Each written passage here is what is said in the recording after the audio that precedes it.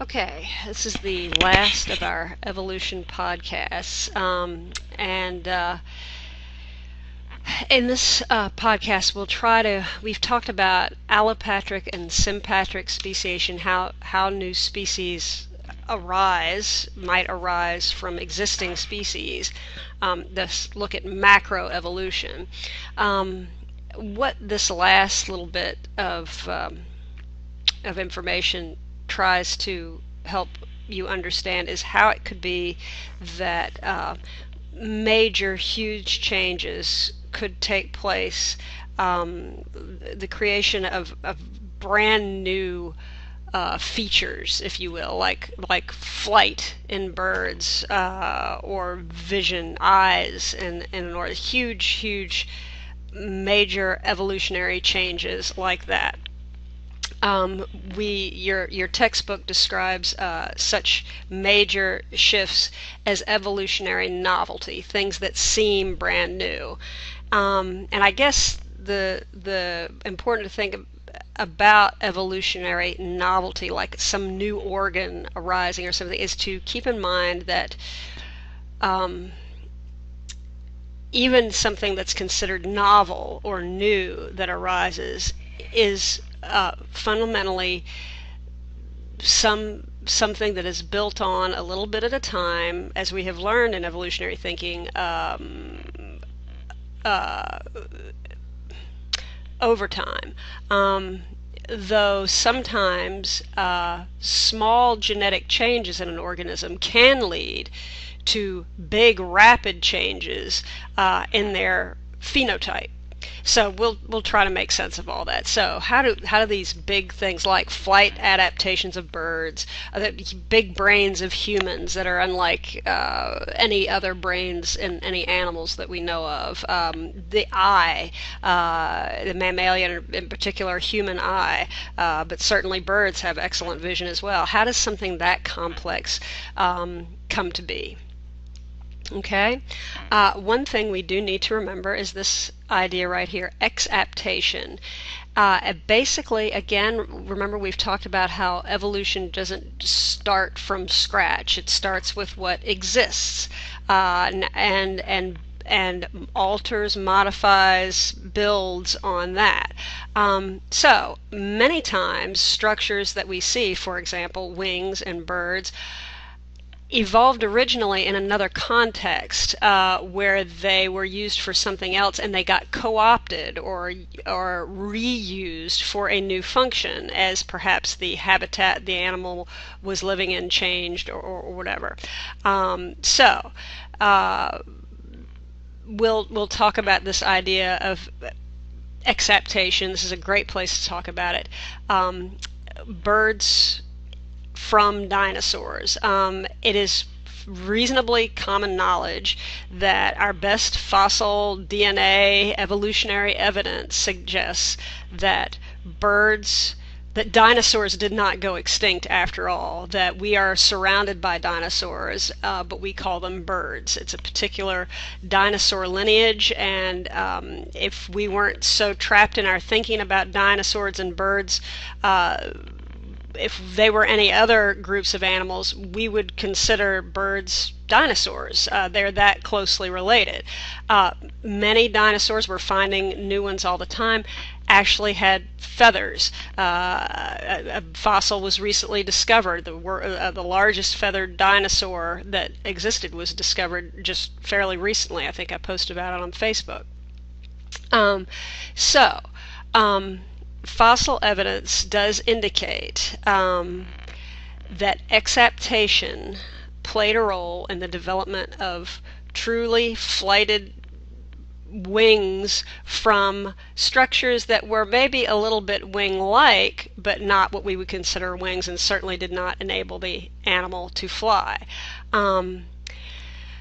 These earthbound dinosaurs that roamed the earth before flighted ones took over,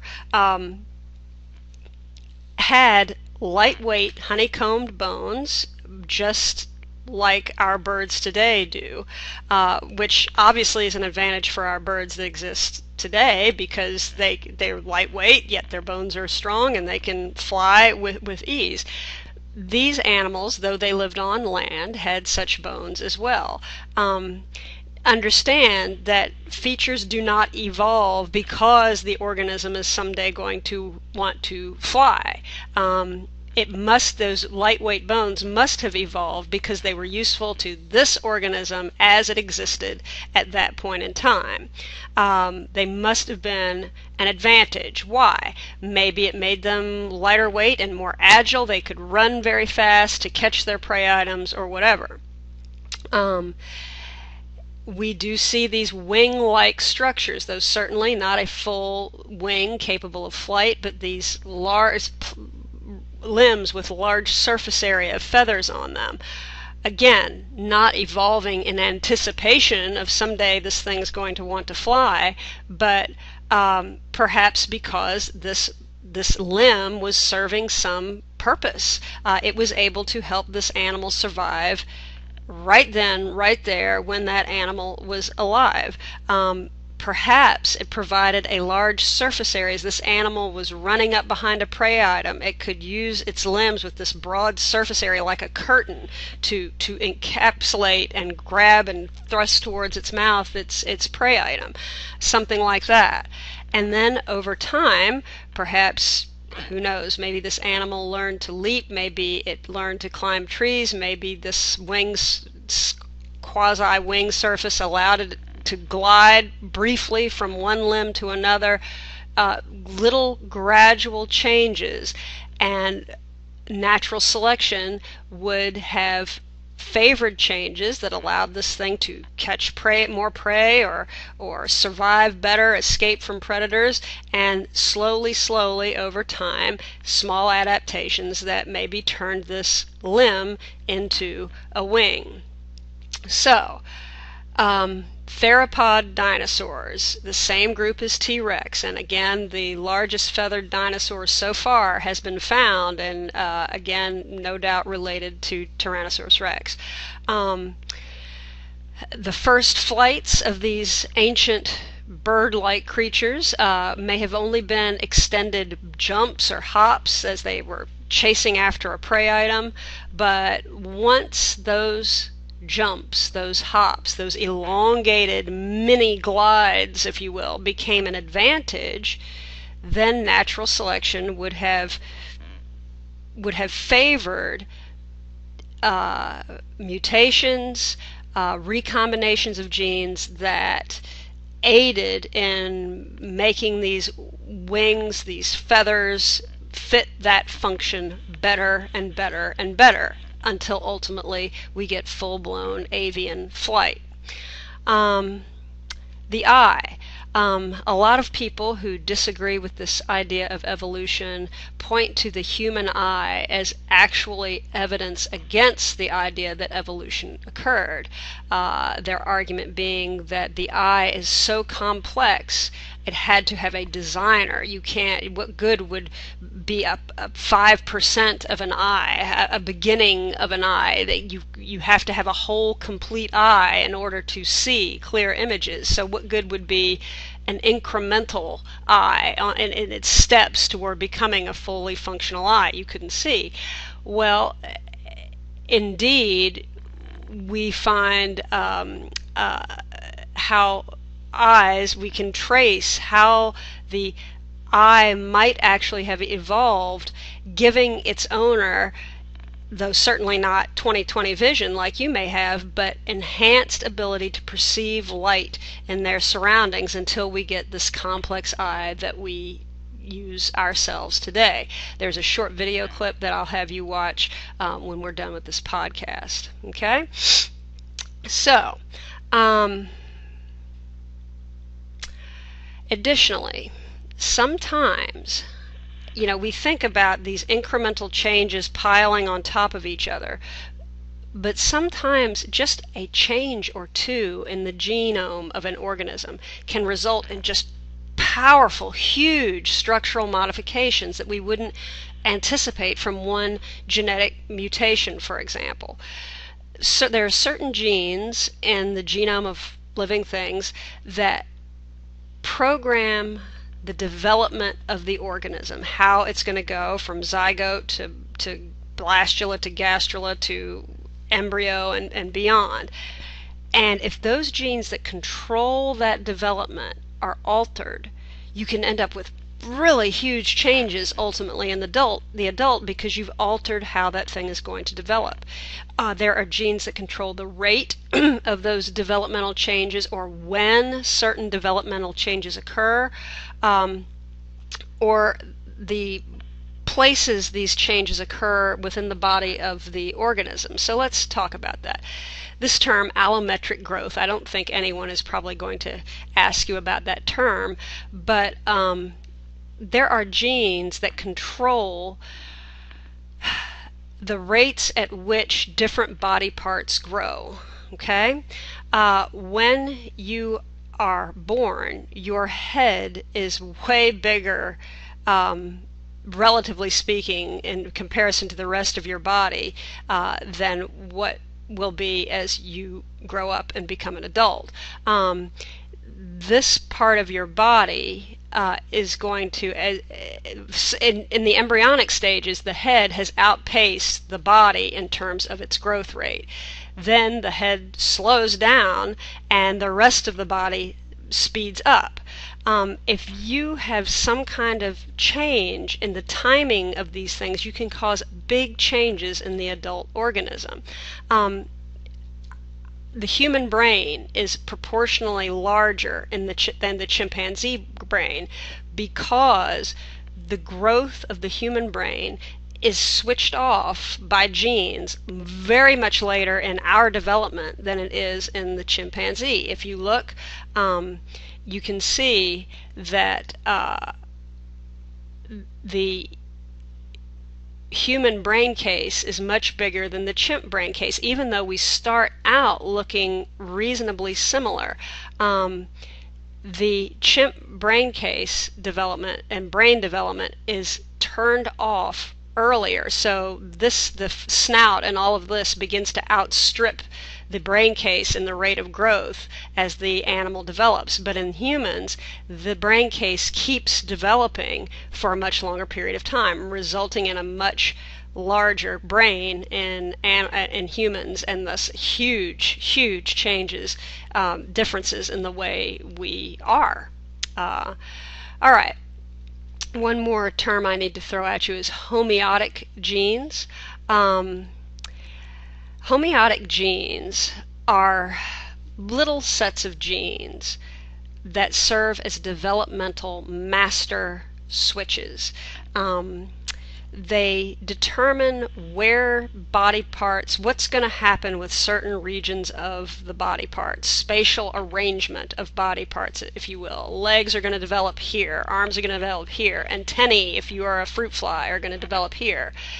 Indeed, by fiddling with homeotic genes, you can massively alter the whole body plan of an organism. And remember, these are relatively few genes. For example, by tinkering with homeotic genes in a fruit fly, you can cause a leg to develop where the antennae are supposed to be on a normal fruit fly. That is a huge change phenotypically by doing a very small thing genetically. So homeotic genes can cause big featural changes in an organism relatively quickly, determining on just a mutation that occurs here or there. Okay? Now,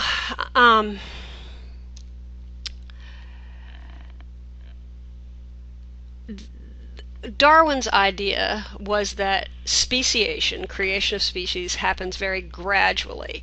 However, Niles Eldredge, this guy on the screen, and another guy named Gould, who was a very famous popular writer about evolution, argued that maybe that's not always the case.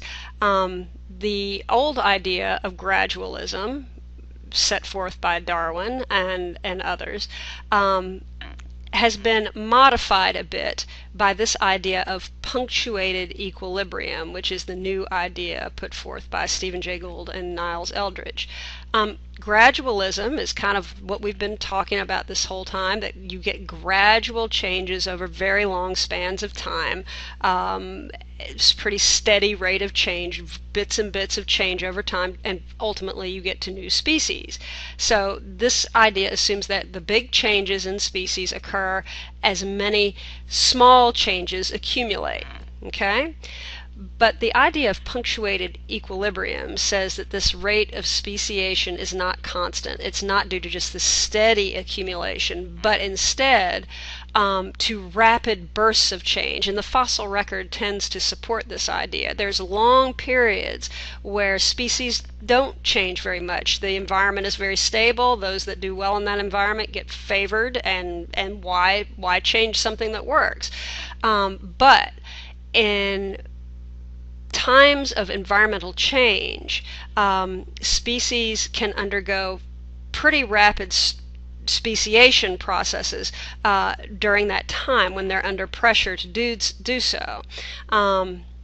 So this idea of punctuated equilibrium is actually what we see more often or supported in the fossil record, where an environmental shift happens and then we see much rapid evolutionary change as a result of that. The shift from the demise of the dinosaurs and the rise of the mammals reveals that pretty well in the fossil record. Okay? If you're interested in evolution, I highly recommend these books by Stephen Jay Gould. He passed away in 2002, I think, but if you're interested in the topic, he wrote piles of books that were directed to regular folks like us, and worth reading. Do please remember, as you write essays about evolution, that evolution is not goal-oriented. A trend that we can perceive in the fossil record does not mean evolution set out with a goal to make a bird fly from this flightless dinosaur. Surviving species that exist today do not represent some perfect creation of evolution. There's compromise, there's many false starts along the way, and it is certainly not goal-oriented. If the environment changes, if perhaps there was some environmental change that led to the demise of this organism, but allowed this line to keep going, to give us our modern horse. There's no goal, there's just what you start with and what selection pressures there are, and then you end up with something that we can see today. Okay? Okay, that's it. Thanks for watching. I'll catch you in class.